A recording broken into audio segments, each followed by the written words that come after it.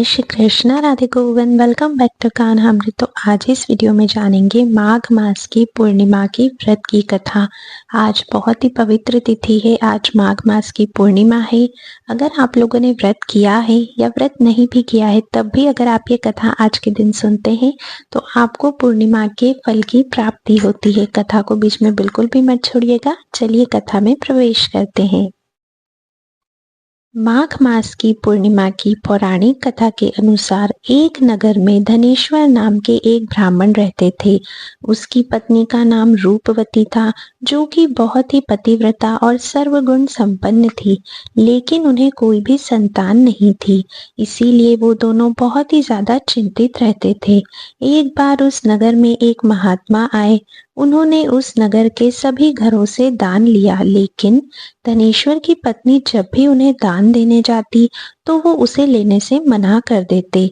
एक दिन धनेश्वर महात्मा के पास गया और उसने पूछा कि हे महात्मन, आप नगर के सभी लोगों से दान लेते हैं, लेकिन मेरे घर से नहीं लेते। हमसे कोई अपराध, कोई भूल हुई हो तो हम ब्राह्मण दंपति आपसे क्षमा याचना करते हैं। इस पर महात्मा ने कहा, नहीं विप्र, तुम तो हमेशा आदर सत्कार करने वाले ब्राह्मण हो, तुमसे भूल तो कभी भी नहीं हो सकती। महात्मा की बात सुनकर धनेश्वर हाथ जोड़कर बोला, हे मुनिवर, फिर आखिर कारण क्या है? कृपया हमें उससे अवगत कराएं। इस पर महात्मा बोले, हे विप्र, तुम्हारे कोई संतान नहीं है। जो दंपति ने संतान हो उसके हाथ से भिक्षा मैं कैसे ग्रहण कर सकता हूँ? तुम्हारे द्वारा दिया गया दान लेने के कारण मेरा पतन हो जाएगा। बस यही कारण है कि मैं तुम्हारे घर से दान स्वीकार नहीं करता। महात्मा के ऐसे बोल सुनकर धनेश्वर उनके चरणों में गिर पड़ा और विनती करते हुए बोला, हे महात्मन, संतान ना होना ही तो हम पति पत्नी के जीवन की सबसे बड़ी निराशा है। यदि संतान प्राप्ति का कोई उपाय हो तो आप बताने की कृपा करें। ब्राह्मण का दुख देखकर महात्मा बोले, हे विप्र, तुम्हारे इस कष्ट का एक आसान तरीका है। तुम्हें 16 दिनों तक श्रद्धा पूर्वक काली माता की पूजा कर उन्हें प्रसन्न करना होगा, तो उनकी कृपा से अवश्य तुम्हें संतान की प्राप्ति होगी। इतना सुनकर धनेश्वर बहुत खुश हुआ। उसने महात्मा का आभार प्रकट किया और घर आकर अपनी पत्नी को सारी बात बताई। इसके बाद धनेश्वर माँ काली की उपासना के लिए वन को चला गया। ब्राह्मण ने पूरे 16 दिन तक माँ काली की पूजा की और उपवास रखा। उसकी भक्ति देखकर और विनती सुनकर काली माता ब्राह्मण के सामने आई और बोली, हे धनेश्वर, तू निराश मत हो। मैं तुझे संतान के रूप में संतान की प्राप्ति का वरदान देती हूँ, लेकिन 16 साल की अल्पायु में ही उसकी मृत्यु हो जाएगी। माँ काली ने कहा, यदि तुम पति पत्नी विधि पूर्वक 32 पूर्णिमा का व्रत करोगे तो तुम्हारी संतान दीर्घायु हो जाएगी। प्रातः काल जब तुम उठोगे तो तुम्हें यहाँ आम का एक वृक्ष दिखाई देगा। उस पेड़ पे एक फल होगा, तुम उसे तोड़ना और ले जाकर अपनी पत्नी को खिला देना। शिव जी की कृपा से तुम्हारी पत्नी गर्भवती हो जाएगी। इतना कहकर माता अंतर ध्यान हो गई। प्रातः काल जब धनेश्वर उठा तो उसे आम का वृक्ष दिखा, जिस पर बहुत ही सुंदर फल लगे थे। वो माँ काली के कहे अनुसार फल तोड़ने के लिए वृक्ष पर चढ़ने लगा। उसने कई बार प्रयास किया, लेकिन फिर भी फल तोड़ने में असफल रहा। तभी उसने गणेश भगवान का ध्यान किया और गणपति की कृपा से इस बार वो वृक्ष पर चढ़ गया और उसने फल तोड़ लिया। धनेश्वर ने अपनी पत्नी को वो फल दिया, जिसे खाकर वो कुछ समय बाद गर्भवती हो गई। दंपति काली माँ के निर्देश के अनुसार हर पूर्णिमा पर दीप जलाते रहे। कुछ दिन बाद भगवान शिव की कृपा हुई और ब्राह्मण की पत्नी ने एक सुंदर बेटे को जन्म दिया, जिसका नाम उन्होंने देवी दास रखा। जब पुत्र 16 वर्ष का होने को हुआ तो माता पिता को चिंता होने लगी कि इस वर्ष उसकी मृत्यु न हो जाए। इस पर उन्होंने देवी दास के मामा को बुलाया और कहा, तुम देवी दास को विद्या अध्ययन के लिए काशी ले जाओ और 1 वर्ष बाद वापस आना।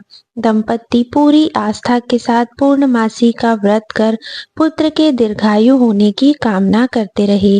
काशी प्रस्थान के दौरान मामा भांजे एक गांव से गुजर रहे थे। वहां एक कन्या का विवाह हो रहा था।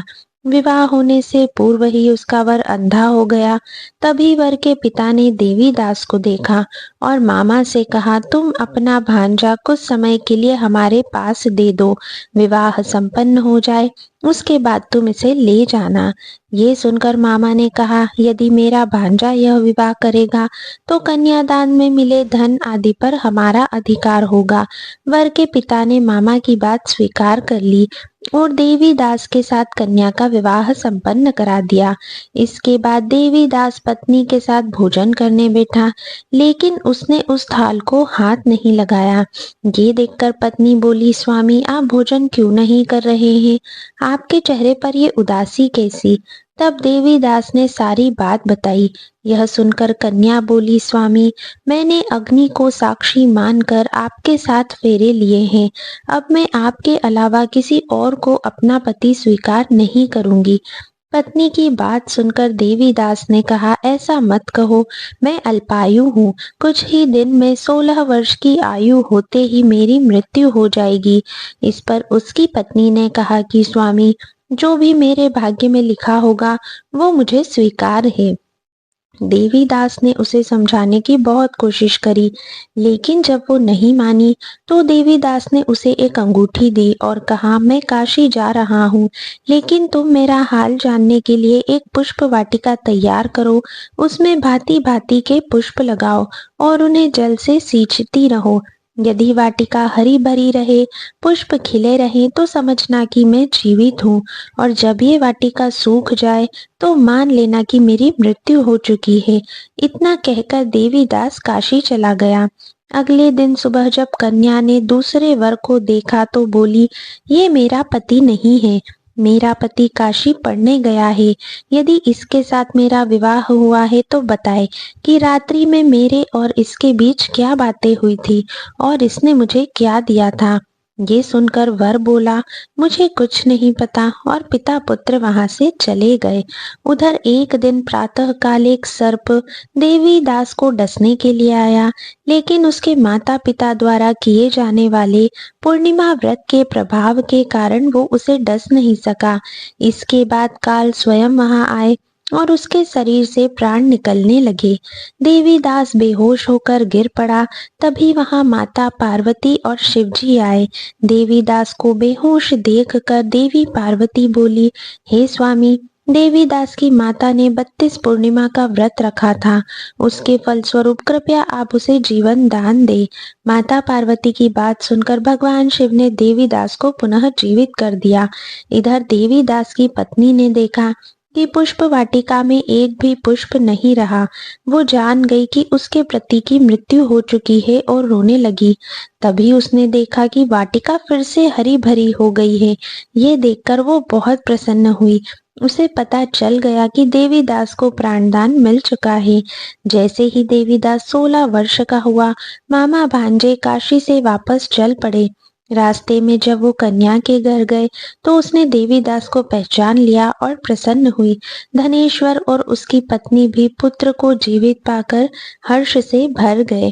पूर्णिमा की अगली कथा के अनुसार नर्मदा नदी के तट पर शुभव्रत नामक विद्वान ब्राह्मण रहता था, लेकिन वह काफी लालची था। उसका लक्ष्य किसी भी तरह धन कमाना था और ऐसा करते करते ये समय से पूर्व ही वृद्ध दिखने लगा और कई बीमारियों की चपेट में आ गया। इस बीच उनके मन में आया कि उन्होंने पूरा जीवन तो धन कमाने में बिता दिया, अब जीवन का उद्धार कैसे होगा।